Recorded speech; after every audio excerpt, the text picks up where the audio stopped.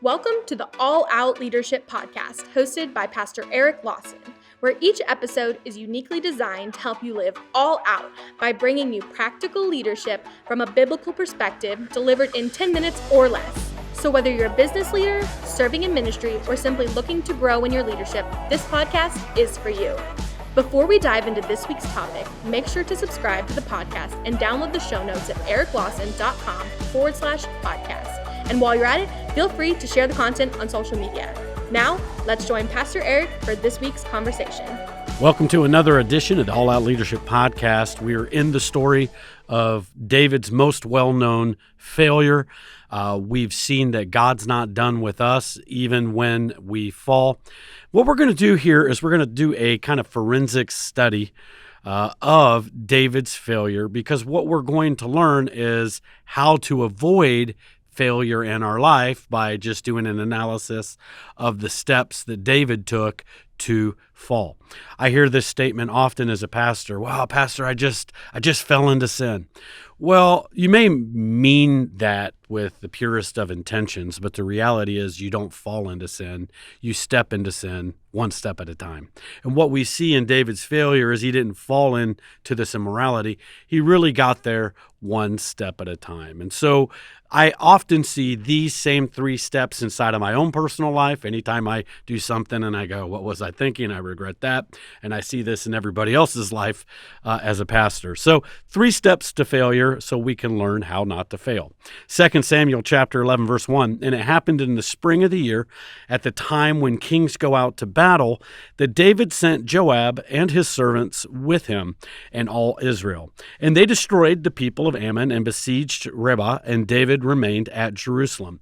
Step number 1 to failure is to avoid the battles. So again, step number 1 to failure is avoid the battle. See, like in the springtime of the year for kings, it's what you did. You went out to battle. It's like, football season or baseball season as Americans. It's just what you do in that time of year. And as kings, you went out and you strengthened your territory and, took back land that maybe it was taken back, and, you asserted yourself. It's what you did. Now, we as Christ followers, we are in a spiritual battle. We're in a spiritual warfare. The kingdom of heaven suffers violence, and the violent take it by force. Leadership is a constant battle for gaining ground and expanding your business and whatever it is you set your sights on. So one step to begin a decline into failure is to take a break from the battles that we should be fighting. David was 50 years of age when he had this major failure. He wasn't 22, he was 50. And what we tend to see inside of our life is we reach a level of success, we start to reach a level of comfort. Man, I've been serving God 15 years now. I've been a volunteer in the church for 10 years, and I've been leading Bible studies. I'm just going to kind of take a break. I'm going to sit back. Now, I believe in taking a Sabbath rest. The Bible does talk about that. There's times to take your vacation, to get away, to recharge. There's times for a spiritual renewal and sabbatical, but then there's a time to get your cute little butt back to the battle, because it's those who prolong that recreational time that often become most susceptible to temptation. When we look at Noah, he didn't get drunk while he was building the ark for 120 years. He didn't get drunk while he was floating around and bobbing out there in the boat for almost a year. What happened? It was after he had success. It was after, he rested from all the battle and all the building that he became susceptible, got drunk, exposed himself, and experienced some negative consequences from that. And what you'll continually see is it's often our success that becomes our greatest threat and enemy to future success. There are 32 NFL teams in the football leagues, American football leagues, and there only have been 7 of the 32 teams that have ever had a back-to-back win in terms of the Super Bowls. So there's 25 teams that have never won a back-to-back Super Bowl. Statistically, it's very hard because we tend to get comfortable. We tend to go, man, I was a success yesterday, therefore I'm going to assume I'm going to be a success today. So get back into battle. Maybe for you've stopped reading leadership books. Get back into reading. Maybe for you, it's, I've just stopped serving. I've stopped volunteering. I've been there, done that. You know what? Maybe it's time to get back in your church and start volunteering again. Second step, 2 Samuel chapter 11, verse 2. Then it happened one evening that when David arose from his bed and walked on the roof of the king's house, and from the roof he saw a woman bathing, and the woman was very beautiful to behold. Step number 2, walk the edge of the ledge. Now, I have a suspicion that David wasn't completely unaware that rooftops in the cool of the evening were places where people might be out bathing, and chances are this wasn't the first time he was aware of where Bathsheba's house is and where she might have been bathing. And what he did is he walked to the edge of the ledge. And what this tends to be inside of someone's life when they're susceptible to temptation, it's like, well, you know what? It's just a little Skinamax. I'm mature enough to handle that show. And you know what? I can say no to that.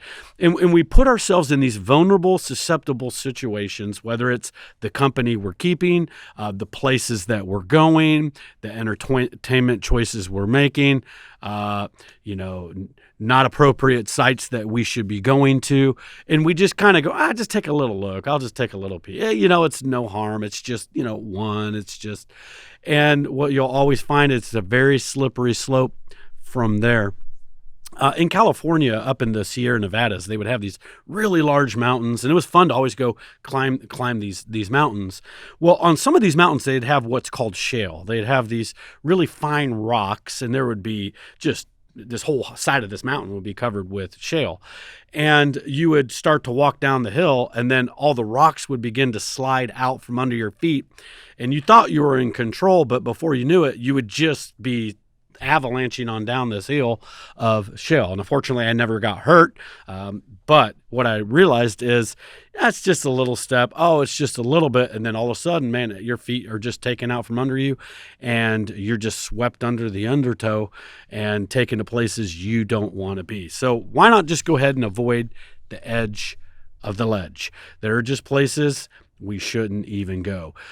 Proverbs talks about the seductress and the man getting sucked into immoral temptation. The psalmist, the author of that chapter, who is most likely Solomon, says, don't even go near the door of that house. And so again, we're being reminded, just avoid it in its entirety. If you struggle with alcohol, just don't go sit with your friends at the bar. Whatever your temptations are, be very careful to avoid the edge of the ledge. 2 Samuel chapter 11, verse 3. So then David sent and inquired about the woman, and someone said, is this not Bathsheba, the daughter of Elam, and the wife of Uriah the Hittite? So what we begin to see as he walked the edge of the ledge, he moved to the third, which is usually the final and fatal step to falling, and that is making provision for the flesh. He did a little more investigating. He got a little more of the facts. He got a little bit closer to the situation, and he succumbed, and he carried a lifetime of pain and regret from that. So let's just not make provision for the flesh. Let's just keep that temptation as far from us as we can. It's not how close can I get to this temptation and not fall. It's how close can I get to Jesus? Just how close and how much of Jesus can I have? Romans 13:4 reminds us, but put on the Lord Jesus Christ and make no provision for the flesh to fulfill its lusts thereof. All right, we're going to pick up and continue. In this story, we're going to see some very encouraging things, again, about how do we get back on track when we do fall. Thank you for joining us on the All Out Leadership Podcast. We hope you gained new biblical insight that challenged you to grow in your leadership. If you've enjoyed this week's episode, we would love your help in getting the content out farther. You can help by subscribing to the podcast at ericlawson.com/podcast and telling others about it. Next week, Pastor Eric will be back with another episode. So until then, we hope you have a great week being an all-out leader.